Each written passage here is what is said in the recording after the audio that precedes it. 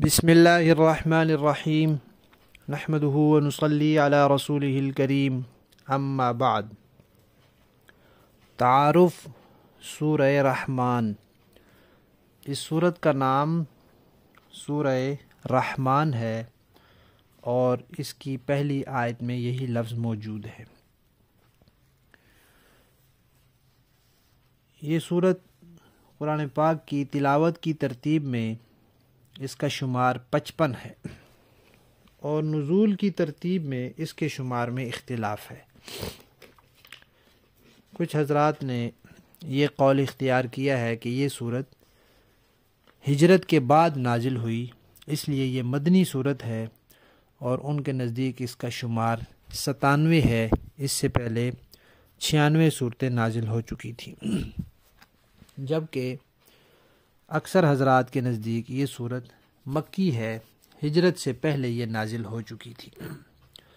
اس میں 3 رکوع، 78 آیات، 351 کلمات اور 1683 حروف ہیں۔ پچھلی صورت میں نبی پاک صلی اللہ علیہ وسلم کے ایک بڑے معجزے کا یعنی شق قمر کا تذکرہ تھا۔ اس صورت میں بھی نبی پاک صلی اللہ علیہ وسلم کے سب سے بڑے معجزے کا یعنی قرآن پاک کا تذکرہ ہے، اور پچھلی صورت میں نافرمان لوگوں کی تباہی اور بربادی کا تذکرہ تھا، اور اس صورت میں اللہ تعالیٰ کی نعمتوں کا تذکرہ ہے۔ اس صورت کا موضوع وہ کفار کے ایک سوال کا جواب ہے۔ انہوں نے کہا تھا مر رحمان، رحمان کیا ہے؟ تو اس صورت میں اس کا جواب ہے۔ صورت کے اندر اللہ تعالیٰ کی صفت خالقیت کہ اللہ تعالیٰ پیدا کرنے والے ہیں، اور اللہ تعالیٰ ہی تمام انتظامات کے مختار ہیں، اختیار اللہ کے پاس ہے، اور ربوبیت صرف اللہ کے پاس ہے۔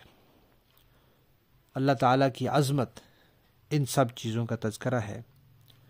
اللہ کے سوا جو بھی ہے وہ عاجز ہے، لاچار ہے، بے بس ہے، اللہ کے سامنے اس کی زبردستی نہیں چل سکتی۔ اور انسانی نیت کے، انسان کے فرائض کیا ہیں ان کا بھی تذکرہ ہے۔ قیامت کے احوال کی جو ابتدائی چیزیں ہیں ان کا بھی تذکرہ ہے۔ اللہ تبارک و تعالیٰ کا عدل و انصاف کیسا ہوگا اس کا تذکرہ ہے۔ اعمال کے بدلے کا تذکرہ ہے، اور یہ کہ اللہ تعالیٰ سے کوئی زبردستی کوئی چیز نہیں منوا سکتا۔ زبردستی کی سفارش اللہ کے ہاں نہیں چلتی، کسی کی جرت ہی نہیں ہے، مجال ہی نہیں ہے۔ یہ قرآن پاک کی اہم صورت ہے۔ اس کے بارے میں آیا ہے کہ یہ ہر چیز کے لیے دلہن ہوتی ہے، اور قرآن کی دلہن سورہ رحمان ہے، یعنی اہم چیز ہے۔ دلہن برات ہوتی ہے، برات میں دلہن اہم ہے، شادی ہے، شادی میں دلہن اہم ہے۔ تو قرآن پاک کے اندر جو اہم ترین صورتیں ہیں ان میں سے یہ بھی اہم صورت ہے۔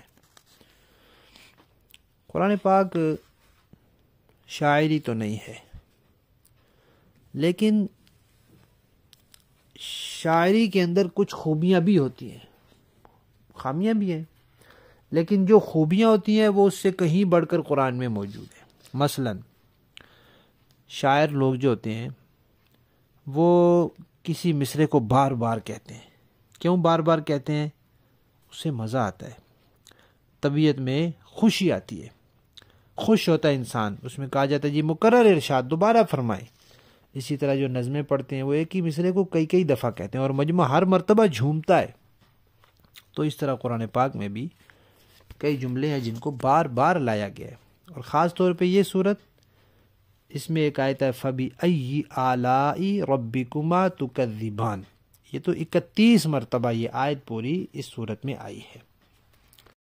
اس صورت میں انسانوں اور جنوں کو بالکل صاف انداز میں مخاطب کیا گیا ہے، اور دونوں کو اس کائنات میں جو اللہ تعالیٰ کی نعمتیں ہیں ان کی طرف متوجہ کیا گیا ہے، وہ نعمتیں یاد دلائی گئی اور بار بار کہا گیا ہے کہ اب بتاؤ کہ تم دونوں اپنے پروردگار کی کون کون سی نعمتوں کو جھٹلاؤ گے، یہ نعمتیں بھی ہیں، یہ بھی ہیں، یہ بھی ہیں، اب بتلاؤ، پھر یہ نعمتیں بھی ہیں، یہ بھی ہیں، یہ بھی ہیں، اب بتلاؤ۔ تو بار بار یہ بات اس میں ارشاد فرمائی گئی ہے۔ اس کا نام بھی سورہ رحمان ہے اور شروع بھی الرحمن سے ہو رہی ہے۔ مشرکین مکہ کو لفظ رحمان بڑا عجیب لگتا تھا، وہ کہتے تھے ہم نہیں جانتے رحمان کیا ہے۔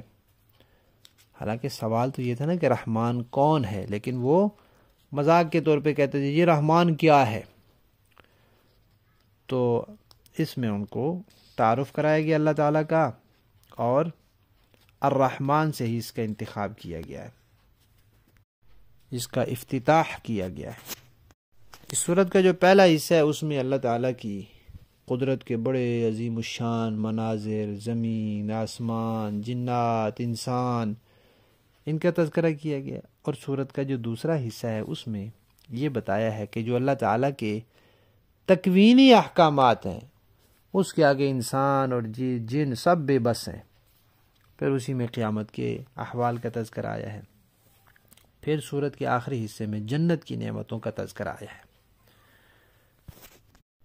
قرآن پاک سارے کا سارا ہی فصاحت و بلاغت سے پر ہے، بھرا ہوا ہے، لیکن اس سورت کا انداز اور اس کا اسلوب وہ